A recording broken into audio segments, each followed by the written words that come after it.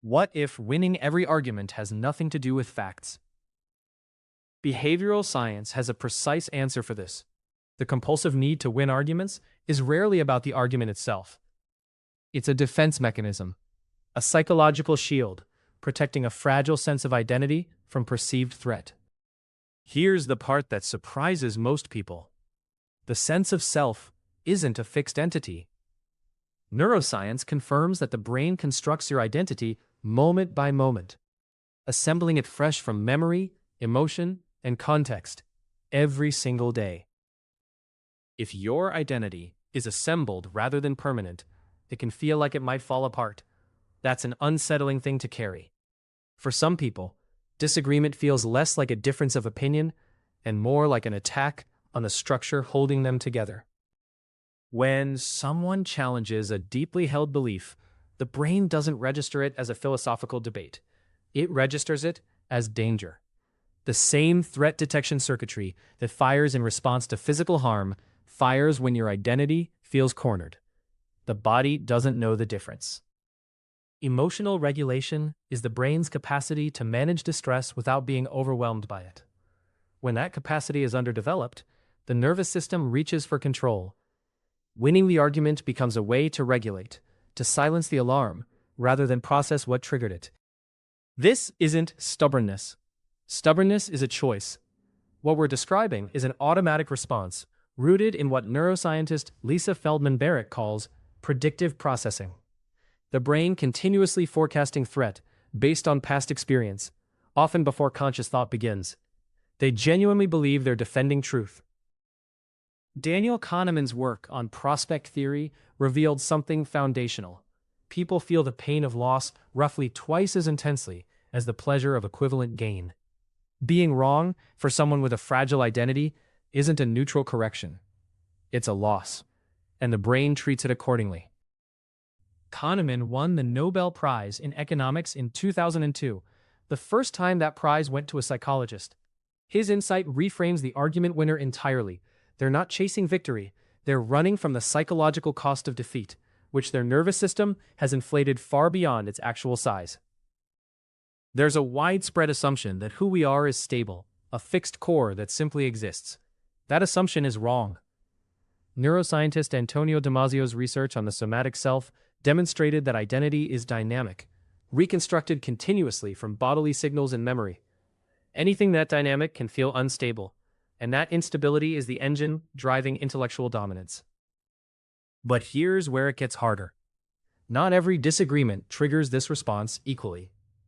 The compulsion intensifies when the challenged belief is load-bearing, tied to how the person defines their competence, their values, or their place in the world.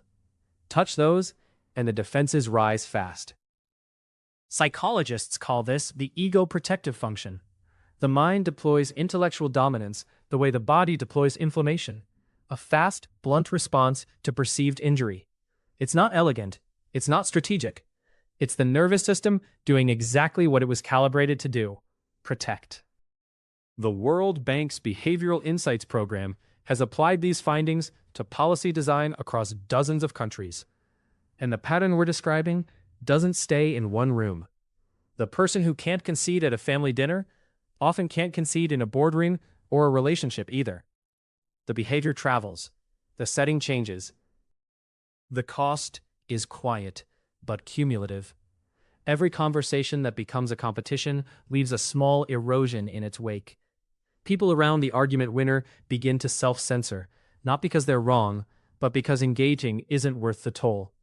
The winner wins, and slowly, they win alone. What makes this difficult is that the person driving the pattern is often the last to see it. From the inside, the behavior feels like intellectual honesty, like a commitment to truth that others simply lack the courage to match. The defense is airtight because it's invisible from within. Neuroscientist Anil Seth describes consciousness itself as a controlled hallucination, the brain's best guess about reality, including its guess about who you are. That self-model is designed to feel accurate. Questioning it from the inside requires enormous effort, because the model itself is doing the questioning. It can't easily audit itself. Recall Kahneman's finding. The pain of loss outweighs the pleasure of gain. Apply that to self-knowledge. Discovering you've been wrong about your competence or character carries a cost the brain actively works to avoid. The defense isn't irrational. It's rational, precise, and costly. Here's the counterintuitive part.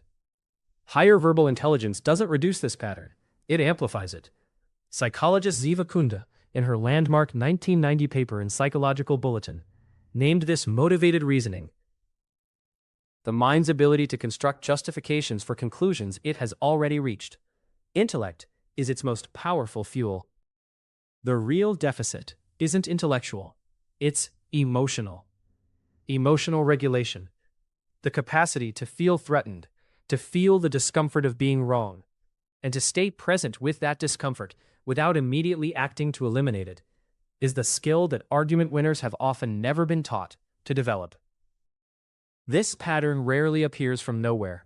Psychologist John Bowlby's attachment theory established that early relational environments shape how the nervous system learns to manage threat. Children raised in homes where admitting doubt meant losing status or safety learn to treat certainty as survival. That wiring persists into adulthood. Understanding this changes how you read the behavior when you encounter it. The person who won't concede isn't necessarily arrogant, they may be frightened. The aggression in the argument is often the sound of a nervous system that learned early that losing isn't safe. That's worth knowing. But understanding the origin of a behavior doesn't obligate you to absorb its damage. Compassion and boundaries aren't opposites. Knowing that someone's intellectual aggression is rooted in fear helps you respond with less reactivity. It doesn't require you to keep engaging indefinitely. From the inside, the compulsion doesn't feel like fear. It feels like clarity. It feels like being the only person in the room who sees things accurately. That sensation, that certainty, is itself a symptom. It's the nervous system's way of stabilizing a self that doesn't feel stable on its own. B.F. Skinner's work on behavior modification showed that behaviors reinforced by relief become deeply entrenched. A finding so robust, it shaped cognitive behavioral therapy and addiction treatment alike. Every argument won delivers relief from identity threat. That relief reinforces the behavior. The loop tightens with each repetition. The behavior can change, but not through more argument. Confronting an argument winner with better evidence rarely works, because the evidence was never the point. What creates genuine movement is something quieter. A relationship safe enough that being wrong doesn't feel like annihilation. That is a rare and valuable thing. This has practical implications for how we structure difficult conversations. When someone's identity is on the line, leading with facts escalates the threat response. Leading with acknowledgement, genuine recognition of what they value, lowers the alarm first. Then the facts have somewhere to land. The self is constructed moment by moment. That's an opening. A constructed self can be reconstructed. The person defending a fragile identity isn't locked in place. They're working from an old blueprint that no longer fits the building. If any of this has felt uncomfortably familiar, that recognition isn't an accusation. It's data. The moment you notice the heat rising in an argument, the sense that something beyond the topic is at stake, that noticing is the first act of emotional regulation. You can't regulate what you can't see. There's one question that cuts through faster than any other. Not, am I right? That feeds the loop. But, what would it cost me, actually, to be wrong here?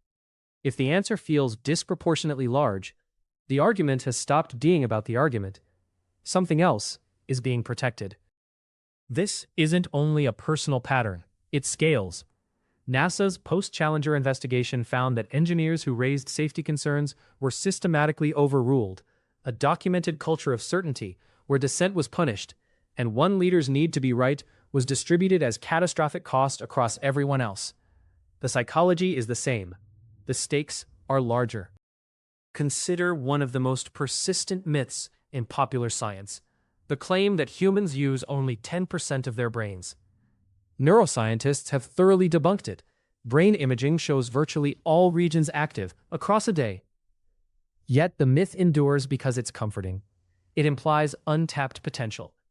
People believe it, not because it's true, but because they want it to be. That's motivated reasoning in its purest form. Next time you feel the heat rising in an argument, try this. Pause and ask Kahneman's question. What would it actually cost me to be wrong here? Then wait 10 seconds before responding. That gap is where emotional regulation begins. The day you can sit in that pause without filling it is the day the argument finally stops running you.